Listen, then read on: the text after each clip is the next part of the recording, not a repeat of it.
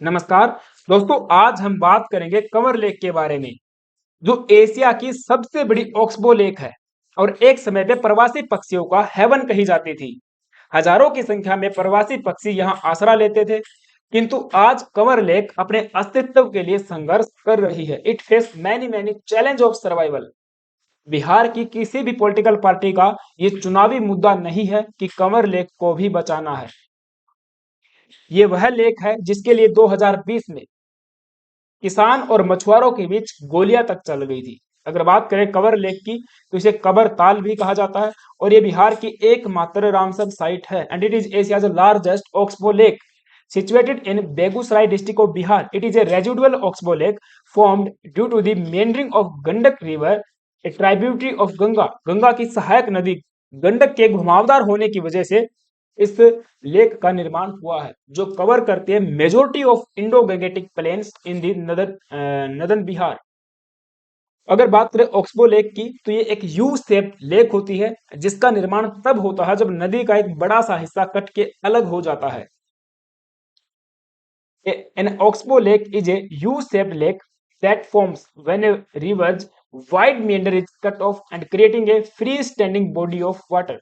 अब न तो नदी का पानी इस लेक में जाएगा और न ही पानी लेक से नदी में जाएगा। ये एक free standing body of water बन जाता है और सोलरली डिपेंड करता है रेन वाटर पे।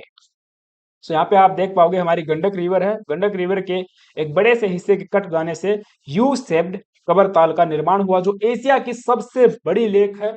एंड इसके साथ साथ 2020 में इसको रामसर साइट का दर्जा भी दिया गया था, बट बावजूद उसके Kawar lake is dying a silent death.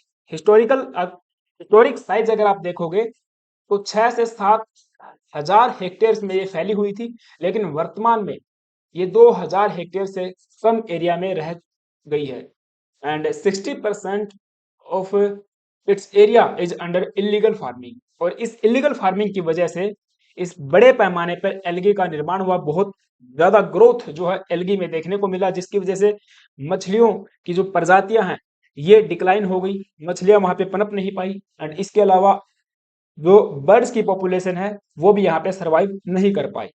Birds की पॉपुलेशन डिक्लाइन होने का एक बड़ा रीजन हंटिंग भी था। बहुत बड़े पैमाने पर यहाँ पे शिकार होता रहा, आज भी होता है। और 2013 में कवर लेक का डिमार्केशन हुआ था, लेकिन बिहार हाई कोर्ट में एक केस फाइल हुआ जिसके बाद इसे डिफर कर दिया जाता है।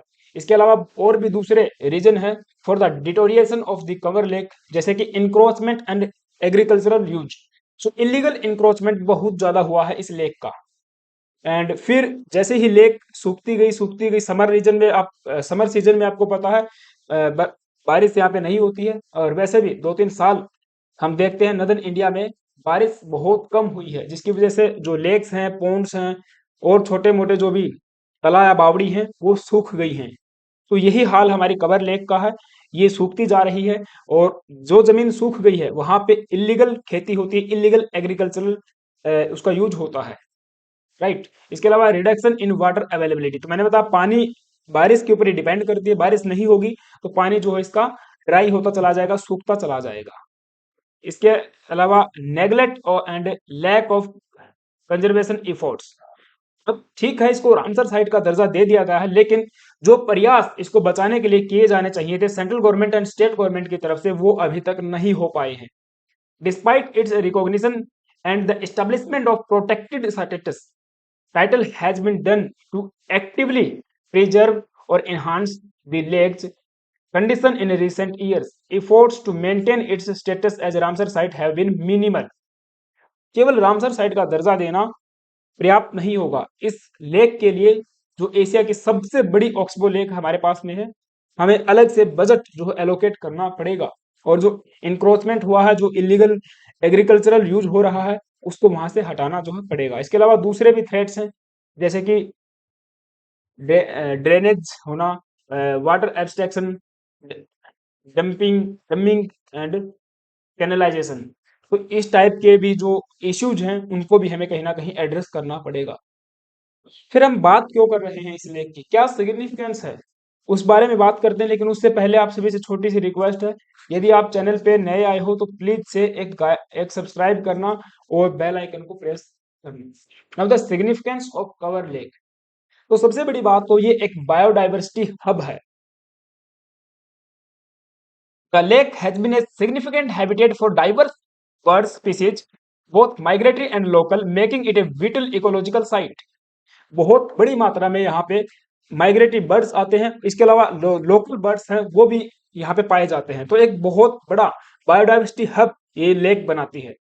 इसके अलावा लाइवलीहुड रिसोर्स है। It has traditionally provided a means of livelihood for thousands of local fisher folks through fishing activities. और इसी वजह से 2020 में किसानों और मछुआरों के बीच में कॉन्फ्लिक्ट देखने को मिला था, क्योंकि किसान जो है इलीगल तरीके से इंक्रोचमेंट करके वहां पे खेती बाड़ी का काम करना शुरू कर दिए थे, और जो फिशरमैन हैं उनकी जो लाइवलीहुड है वो कहीं ना कहीं अफेक्ट हो रही थी।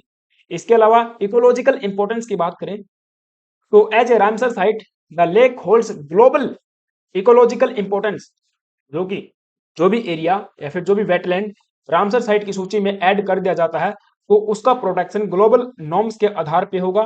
उसके लिए अलग से central government and state government budget allocate करेंगे, उसका सस्टेनेबल यूज होगा, उसके प्रोटेक्शन के लिए, कंजर्वेशन के लिए हमें कायदे कानून बनाने पड़ेंगे।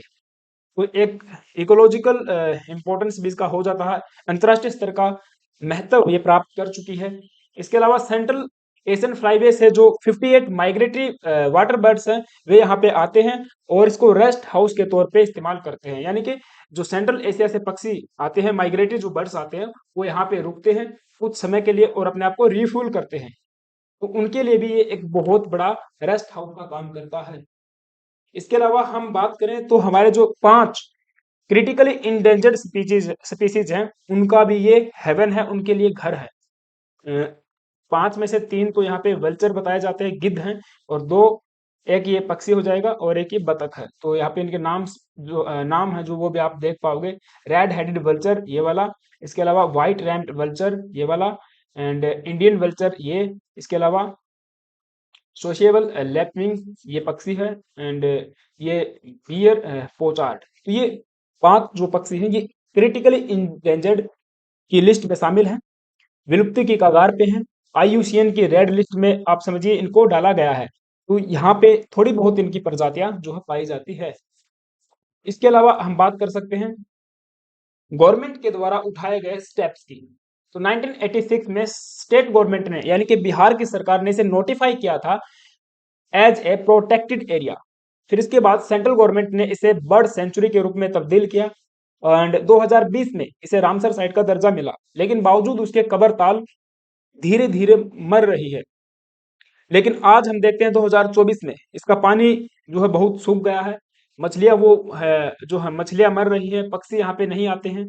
तो एक तरीके से यहाँ का जो बायोडाइवर्सिटी है, जो इकोलॉजी है, वो बैलेंस खराब हो रहा है और वो चीजें खत्म हो रही हैं। लेकिन बिहार की किसी भी पॉलिटिकल पार्टी का ये चुनावी मुद्दा नहीं है कि कबर ताल को भी बचाना है, इसके लिए हम मीन्स जो भी कुछ मैनिफेस्टो में करेंगे इसके लिए कोई भी प्रावधान नहीं किए गए हैं। तो राइटर का यही कहना है कि इसकी तरफ भी हमें जो नेता वगैरह हैं जो भी वोट मांगने आते हैं या फिर जो पॉलिटिकल पार्टी चुनाव में खड़ी हुई है उनका ध्यान आकर्षित करना है, उनको बताना है कि ये जो लेक है इसको भी हमें जो है बचाना पड़ेगा। और ये तो केवल एक एग्जाम्पल के तौर पे है, भारत में न जाने ऐसे कितने सारी लेक्स हैं जो आज एक साइलेंट डेथ की तरफ बढ़ रही हैं और कोई भी उनका प्रोटेक्शन नहीं हो रहा है। अगर आप देखोगे चारों तरफ उसके बहुत ज्यादा प्लास्टिक वेस्ट देखने को मिल जाएगा, ठीक है, इलीगल इंक्रोचमेंट वहां पे होता है और बड़े पैमाने पे पोस्टिंग यानी कि हंटिंग वहां पे होती है, पक्षियों की भी और जो जलीय जीव हैं उनकी भी, तो कोई भी इसकी तरफ ध्यान नहीं है। तो ये तो एक एग्जाम्पल के तौर पे हमने डिस्कस किया है। बाकी पूरे भारत में हमें बहुत सारे प्लेस, बहुत सारी लेक्स, पॉन्ड्स ऐसे मिल जाएंगे। इसके अलावा अगर आपको रामसर साइट या फिर रामसर कन्वेंशन के बारे में जानना है तो मैं रिकमेंड करूंगा ये वाली वीडियो आप जरूर देखें। आप कमेंट या क्या बोलते हैं उसको, डिस्क्रिप्शन बॉक्स में इसका लिंक जो आपको मिल जाएगा, तो इसको मैं रिफर करना चाहूंगा, आप जरूर देखिएगा। Thank you guys, have a nice day.